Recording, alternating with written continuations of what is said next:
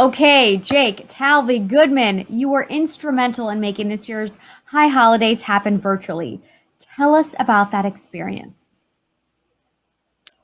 Instrumental is nice. I don't think I did a whole lot. I mean, I did a whole lot, but I got to work with one of my best friends in the world, so it was a lot of fun. It brought back a lot of old anxieties about working hand in hand with Danny on tech stuff because we've been doing that since we were kids.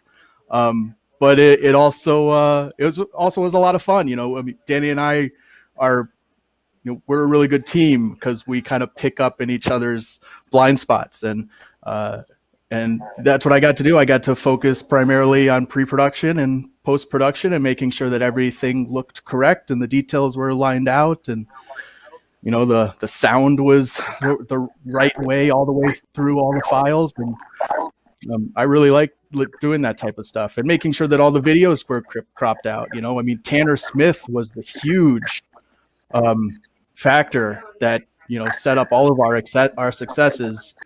Just to have the right files to be able to take the right tools to the big game was monumental.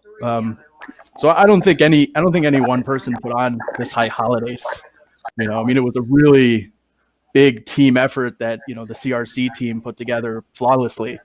And I think that's the main thing to take off of this is how we were greeted by a price tag from a professional organization. They're like $20,000 and we'll do this for you. And we were like, well, I bet we could do it for a lot less than that, and I don't imagine that we'd be sacrificing a lot of quality. And that was a big statement to make 5 weeks ago. But I gotta say, with everything that came back from all the congregants and members of CRC, we're really happy with the end result. It was fantastic. Well, you should be really proud of yourself, Jake. How many times did I text you saying the videos look awesome, the sound was incredible? Can you sort of walk us through what were some of the new pieces of technology that you had to learn? Well, we started at the beginning with everybody else with Zoom, and we had to figure out, well, can we continue to do bar and bat mitzvahs through Zoom, or is there a better program? And Rabbi Daniel, I think we ended up looking into OBS Studio, and then we had to find ways in which we could get our one streaming file out to all the different destinations, whether it was YouTube or Facebook or our personal Facebook accounts or our website. We use Restream.io, which takes everything out to all those different avenues that will engage with people. So it was just like a living, breathing, little creature that we had to build. And, it really took on a lot of different garments as we moved through this process, because we are not production people. I'm a jeweler and Danny's a rabbi, so we just kind of had to figure it out. That's what I love about working with you guys. If you don't know it, you figure it out, and you always have so much fun the whole time. I think there may have been maybe a couple moments that really stood out to you that would really surprise our members. Can you share like one or two maybe experiences or something that you really learned and want to share? Doing all of this within the confines of the pandemic was, of course, extremely difficult. And it made late night, which used to be late night study sessions, which have now turned out to late night. Let's figure out how we can make this work for our community sessions. Danny would be on his porch, and I'd be camped out on the blacktop outside the porch, and we'd just be screaming at each other while my son Harry was playing basketball. I mean, it just there wasn't any one time where we didn't have 3 other things going on. So I'd say that's it's always nice to picture that you're sitting away in your office and making sure that this is working with everybody. But these days we don't have that. So we are literally, I mean, I don't know, you can't see this, but I'm going to try to. So have you? I think my station froze. But this is my station right now. I see Harry. Yep. That was the couch. My kids are just hanging out watching shows. You make it work. The life of a working dad during a pandemic, huh? You make it work.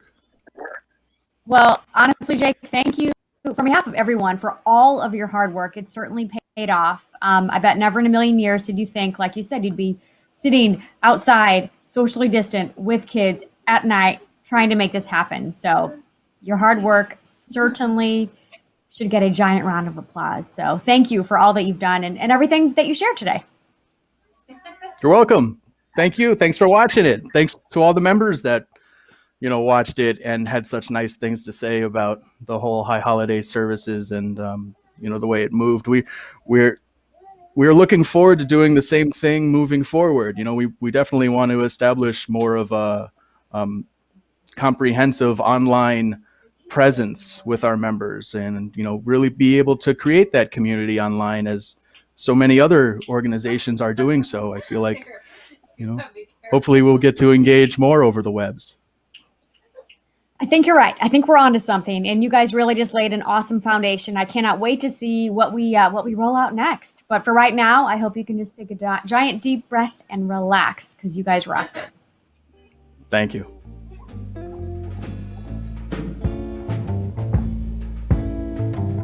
Tanner Smith, it's so great to talk with you. And Thank you. I just need to hear all that you did to make the high holidays happen virtually this year. Well, it was really fun. I got to go through basically the last 4 or 5 years of CRC High Holy Days. And I clipped out all of the various things that they wanted clipped out. So I pulled out Bar Who's, I did pretty much all the Mourner's Cottage I pulled out, stuff like that. And it was really nice to get to see all of that CRC history. That's incredible. So did you have any idea that would be part of your workload jumping into these high holidays? So I didn't really have a workload. I didn't really work for you guys yet. And one day I was like walking to thank you. I was walking to Whole Foods with my sister and Rabbi Daniel calls me and he's like, "Hey, you want a job?" And I'm like, "Yeah, I want a job. I'm poor." And he just goes, "Great. We have like all of this digital stuff that needs done. Would you like to help out?" And I was like, "Yeah." And he's like, "Great. You're going to be working with Jake and you're going to be clipping out all this stuff." And I was just super excited because like when I first got here, got back, it was the middle of the pandemic and I didn't know anybody and I hadn't really gotten to be a part of the community so much. And so I got, doors wide open. I got to see everything CRC and get to work with all of you cool people. I mean, well, I'm not a cool person. I work with the cool people. No, this is just incredible. So what did you learn that you did not know before from a technological standpoint? Oh, very, very much. I am a okay digital photographer. So I worked a lot in Lightroom and Photoshop before this.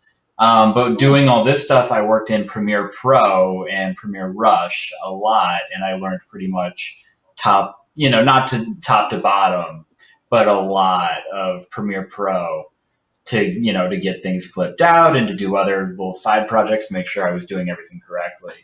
And then now I'm learning a different program called vMix, which is what we're recording this on right now. And that is a fun and funky little program, very quirky. It has a personality, and that personality is rude. So I've been learning a lot of stuff in that area that I've really appreciated, and it's going to help me for a long time. Technically speaking, my degree that I am getting is in digital marketing. they don't really cover the digital technology side. So I've been doing so it's nice to get that side. There's something my husband talks a lot about when you need to learn something quickly. He says you have to become an instant expert. So it Yeah. feels like your approach was, I've got to be an instant expert and figure this out. And of course, time is of the essence. We didn't have the luxury of a long stretch of even pre-production for you to figure this out. So Tanner, I have another question. Did you have what you can recall to be the proudest moment during these high holidays? What is something that you stepped back and you're like, wow, I did this thing? So whenever this is it, it's not going to be when watching, which is fun. That's probably the expectation of this answer. But like 2 days before Rosh Hashanah, or like maybe 3 or 4 days maybe, Jake calls me and is like, "Hey, we just got all of these videos that are going to be in the Rosh Hashanah service. They need clipped out. They need pre-production stuff to happen like right now." And I was like, "Cool." And it was like maybe 20 videos, 15, 20 videos that all needed some work done one way or another, that I, all in the course of like a couple of hours, got trimmed down to the right size and got sent out. And I was like, oh, I actually know what I'm doing now. I could actually do this a little bit. And that really felt good, getting that knocked out and done and, pretty quickly. Absolutely. Well, I hope after this season, I mean, you have put so much blood, sweat, and tears into this that you can just sort of exhale and, we're going to launch into the next season. But thank you so much. Seriously, you made it what it was, and that was a huge success. The music, Thank you. especially, that was my favorite part because it felt like you were there. And I'd close my eyes and it just felt like this dreamy lullaby. So you did a fantastic job, Tanner. Thank you. Thank you.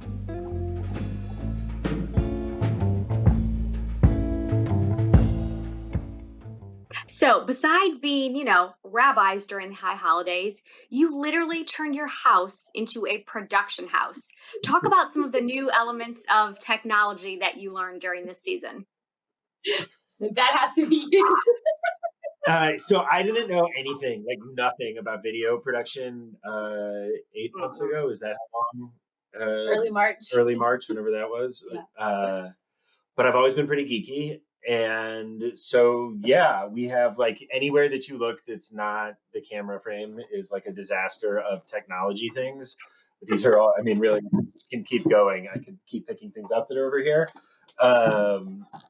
And yeah, we have a production studio, not just here. We have a production studio at this point in all of the rabbis' homes except for the Rabbi Goodman home. We've got pieces there. Their computer is literally right next to me being built right now, and we'll get that over to them. And yeah. Yeah, and I had to learn how to use what's it called, Adobe Premiere. Oh yeah. You got to talk about your videos. You rock those videos. Yes, editor. Go ahead, Karen. People didn't see it because it was for the kids service. We got to find some way of releasing this. It's really okay. It's awesome. Oh my god. Okay. No. Talk about this. I think it's award winning. I have personally seen it.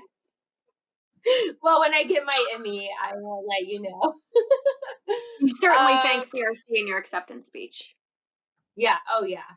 And the Flat Rabbis.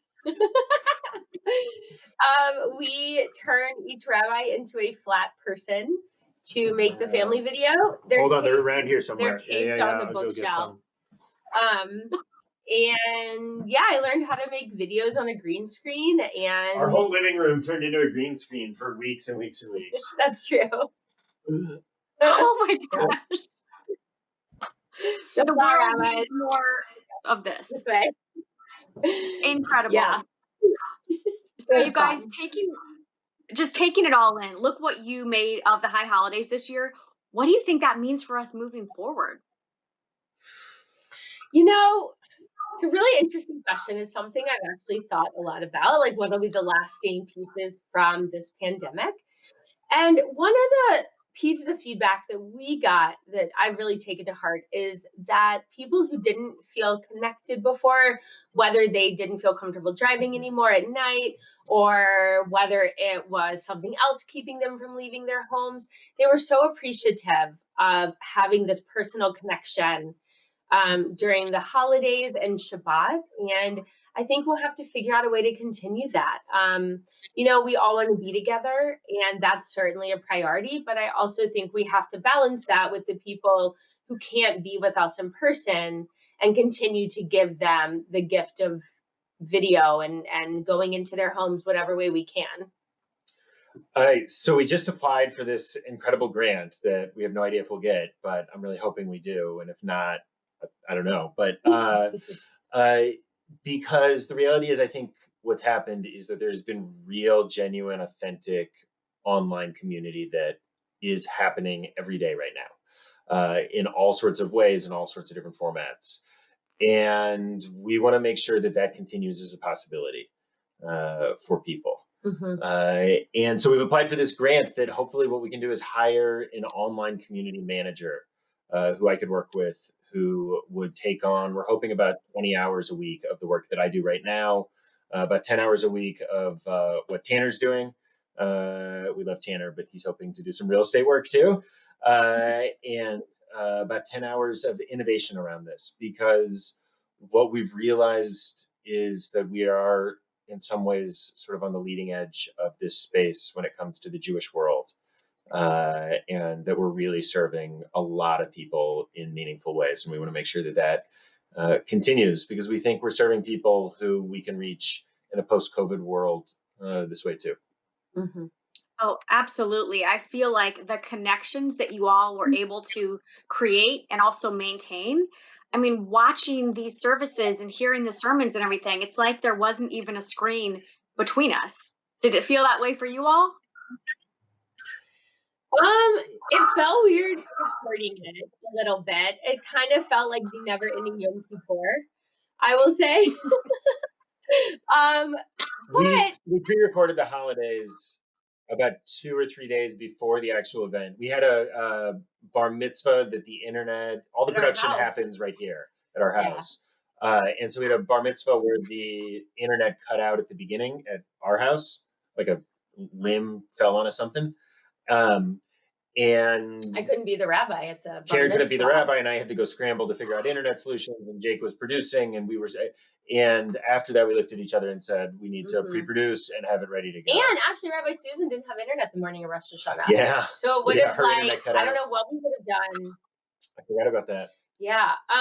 So it did feel a bit like a never-ending Yom Kippur. We called it Faux Kippur before Yom Kippur. But I will say, watching it felt very intimate, and sitting with my kids on the couch, it's like the first time we've ever sat with our kids during High Holy Day services. And that part was also like just really nice, being casual, and I did connect with it even after we made it. Good. You had a thought, Daniel? A follow-up to... It was a High Holy Days unlike any other. And for a while, I really didn't feel like a rabbi because my head was entirely in like live production and NDI and videos and SRT and like all these other acronyms that are meaningless to everyone else. And not at all in like a rabbi space. And then at some point, I just kind of leaned into it and I said, this is something that I can do that this is something I can do. And so it was really different. But Yom Kippur felt like Yom Kippur to me. I had a lot more trouble with Rosh Hashanah. Maybe it was because of RBG. Yeah. We went live. We went live then, which we weren't planning to do. Yeah. Well, I think you said it beautifully, Daniel. This was a high holiday season like no other. And honestly, thank you, as someone that has watched the sermons multiple times at home, listened to the music multiple times at home. Thank you for just creating this everlasting community that I honestly think you all are game changers, and we're going to change the way that we do things from here moving forward. So thank you for everything. Thank Well, you, thank Angela. you for all your support. Everybody watching this too. Yeah. Thank you. Thank you guys. You're amazing.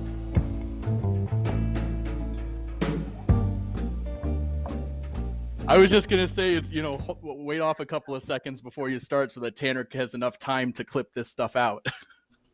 We'll do an outtakes. It'll be great. All right, Need anything solid. else, Tanner? No, I have to figure out how to stop recording. That'll be fun. Oh. Tanner, do you know how to fix the color? Cute. Fix the what now? Just make sure you get him messing this up now. It's hard switching to the other side. I'll shut up now. It was that some producer. I like your purple. Oh, she's in her jammies still, her unicorn jammies. Yeah. Like, you rolled over last night. That was a milestone.